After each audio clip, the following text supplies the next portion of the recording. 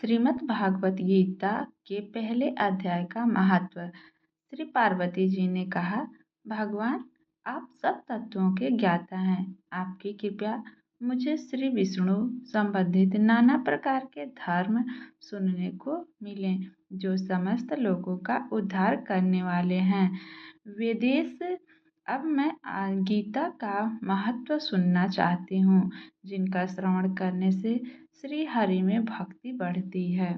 श्री महादेव जी बोले, जिनका श्री विग्रह आलसी फूल की भांति श्याम वर्ण का है, परीक्षराज गरुड़ ही जिनके वाहन हैं, जो अपनी महिमा से कभी अच्युत नहीं होते तथा शेषनाग की सैया पर शयन करते हैं, उन भगवान विष्णु की हम उपासना करते हैं।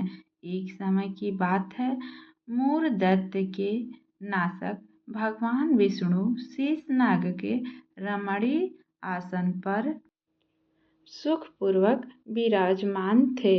उस समय समस्त लोगों को आनंद देने वाले भगवती लक्ष्मी जी ने आदरपूर्वक प्रश्न किया। श्री लक्ष्मी जी ने पूछा, भगवान आप संपूर्ण जगत का पालन करते हुए भी अपने ऐश्वर्य के प्रति उदासीन से होकर जो इस क्षीर सागर में नींद ले रहे हैं, इसका क्या कारण है? श्री भगवान बोले, सुमुखी मैं नींद नहीं लेता हूँ, अपितु तत्व का अनुसरण करने वाली अंतर्दृष्टि के द्वारा अपने ही महेश्वर तेज का साक्षात्कार कर रहा हूँ। देवी यह वही तेज है जिसका योगी पुरुष कुशाग्र बुद्धि के द्वारा अपने अंतःकरण में दर्शन करते हैं तथा जिसे मीमांसक विद्वान वेदों का सार तत्व निश्चित करते हैं। वह महेश्वर तेज एक अजर प्रकाश स्वरूप आत्मरूप रोग शोक से रहित अखंड आनंद का पूज्य निष्पंद निरीह तथा दैत्य रहित है। इस जगत का जीवन उसी के अधीन है, मैं उसका अनुभव करता हूँ। देव ऋषि, यही कारण है कि मैं तुम्हें नींद लेता सा प्रतीत हो रहा हूँ। श्री लक्ष्मी जी ने कहा, हृषिकेश आप ही योगी पुरुषों के श्रेय हैं। आपके अतिरिक्त भी कोई ध्यान करने योग्य तत्व है, यह जानकर मुझे बड़ा कौतूहल हो रहा है। इस चराचर जगत की सृष्टि और संहार करने वाले स्वयं आप ही हैं। आप सर्वसमर्थ हैं। इस प्रकार की स्थिति में होकर भी यदि आप उस तत्व से भिन्न है तो मुझे इसका बोध कराइए। श्री भगवान बोले, प्रिय आपका स्वरूप दैत्व और अदैत्व पृथक भाव और अभाव से मुक्त तथा आदि और अनंत से रहित है। शुद्ध ज्ञान के प्रकाश से उपलब्ध होने वाला तथा परम आनंद स्वरूप होने के कारण एकमात्र सुंदर है। वही मेरा ईश्वरीय रूप है। आपका एकत्व ही सबके द्वारा जानने योग्य है। गीता शास्त्र में इसी का प्रतिपादन हुआ है। अमित तेजस्वी भगवान श्री विष्णु के ये वचन सुनकर लक्ष्मी जी देवी ने शंका उपस्थित करते हुए कहा, भगवान यदि आपका स्वरूप स्वयं परमानंदमय और मन वाणी की पहुँच के बाहर है तो गीता कैसे इसका बोध कराती है?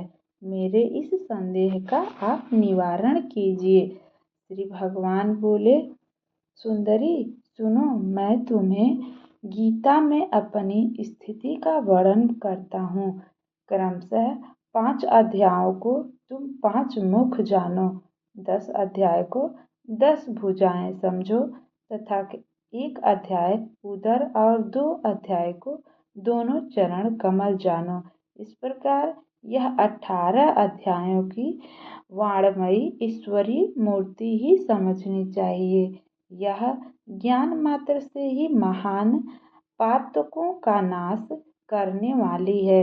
जो उत्तम बुद्धि वाला पुरुष गीता के एक या आधे अध्याय का अथवा एक आधे या चौथाई श्लोकों का भी प्रतिदिन अभ्यास करता है, वह सुसमार्ग समान मुक्त हो जाता है। श्री लक्ष्मी जी ने पूछा, देव, सुशर्मा कौन था, किस जाति का था और किस कारण से उसकी मुक्ति हुई?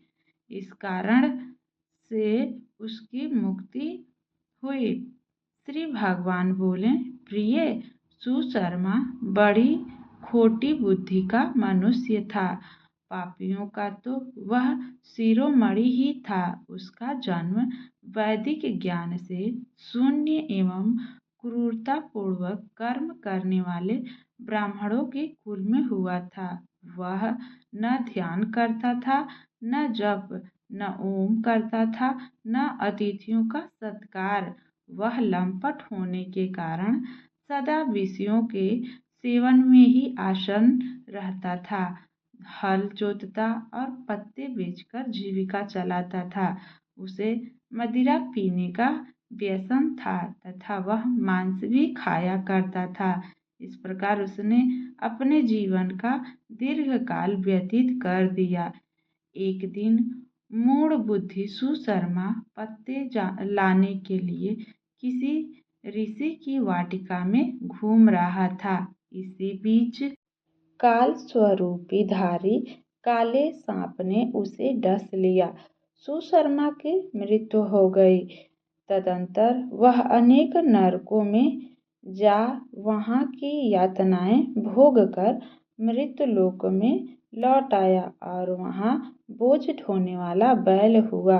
उस समय किसी पंडे अपने जीवन को आराम से व्यतीत करने के लिए उसे खरीद लिया। बैल ने अपनी पीठ पर पंडे का भार ढोते हुए बड़े कष्ट से 7-8 वर्ष बिताए। एक दिन पंडे ने किसी ऊंचे स्थान पर बहुत देर तक बड़ी तेजी के साथ उस बैल को घुमाया, जिससे वह थक कर बड़े वेग से पृथ्वी पर गिरा और मूर्छित हो गया। उस समय वहाँ कौतूहलवश आकृष्ट हो बहुत से लोग एकत्रित हो गए। उस जनसमुदाय में से किसी पुण्य आत्मा व्यक्ति ने उस बैल का कल्याण करने के लिए उसे अपना पुण्य दान किया। तत्पश्चात कुछ दूसरे लोगों ने भी अपने अपने पुण्य याद करके उसे उसके लिए दान किया। उस भीड़ में एक वेश्या भी खड़ी थी। उसने अपने पुण्य का पता नहीं था, तो भी उसने लोगों की देखा देखी उस बैल के लिए कुछ त्याग किया। तदंतर यमराज के दूत ने उस मरे हुए प्राणी को पहले यमपुरी ले गए। वहाँ एक विचार कर कि वह वेश्या के दिए हुए पुण्य से पुण्यवान हो गया है, उसे छोड़ दिया गया। फिर वह भूलोक में आकर उत्तम कुल और शीतल वाले ब्राह्मण के घर में उत्पन्न हुआ। उस समय भी उसे अपने पूर्व जन्म की बातों का स्मरण बना रहा। बहुत दिनों के बाद उसने ज्ञान को दूर करने वाले कल्याण तत्व का जिज्ञासु होकर वह उस वेश्या के पास गया और उसके दान की बात बतलाते हुए उससे पूछा, तुमने कौन सा पुण्य दान किया था? वेश्या ने उत्तर दिया, वह पिंजरे में बैठा हुआ तोता प्रतिदिन कुछ पढ़ता है, उससे मेरा अंतःकरण पवित्र हो गया है।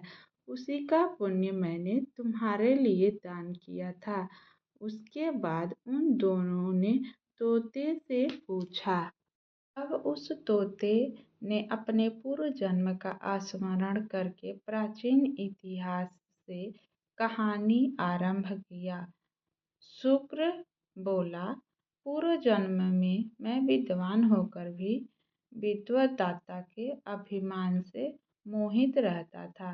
मेरा राग द्वेष इतना बढ़ गया था कि मैं गुणवान विद्वानों के प्रति भी ईर्ष्या भाव रखने लगा। फिर समय अनुसार मेरी मृत्यु हो गई और मैं अनेकों घृणित लोगों में भटकता फिरा। उसके बाद इस लोक में आया। सद्गुरु की अंतः निंदा करने के कारण तोते के कल में मेरा जन्म हुआ। पापी होने के कारण छोटी अवस्था में ही मेरा माता पिता से वियोग हो गया। एक दिन मैं ग्रीष्म ऋतु में तपे हुए मार्ग पर पड़ा था।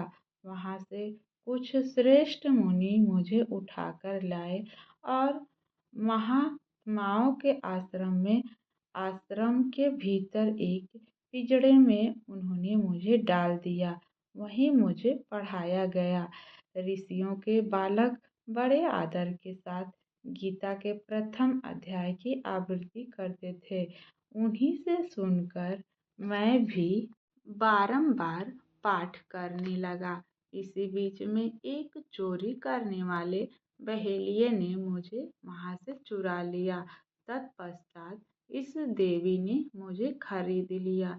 यही मेरा वृत्तांत है, जिसे मैंने आप लोगों से बता दिया। पूर्व काल में मैंने इस प्रथम अध्याय का अभ्यास किया था, जिससे मैंने अपने पाप को दूर किया।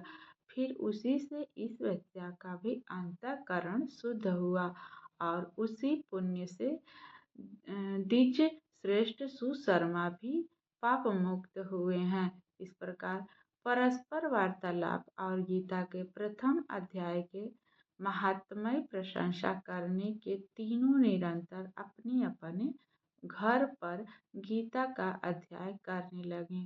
फिर ज्ञान प्राप्त करने से मुक्ति हो गई। इसीलिए जो गीता के प्रथम अध्याय को पढ़ता है, सुनता है तथा अभ्यास करता है, उसे इस भवसागर पार करने में कोई कठिनाई नहीं होती है।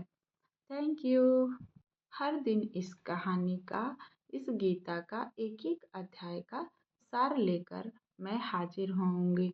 तो प्लीज़ बने रहिए और चैनल को सब्सक्राइब ज़रूर से ज़रूर कर लीजिएगा।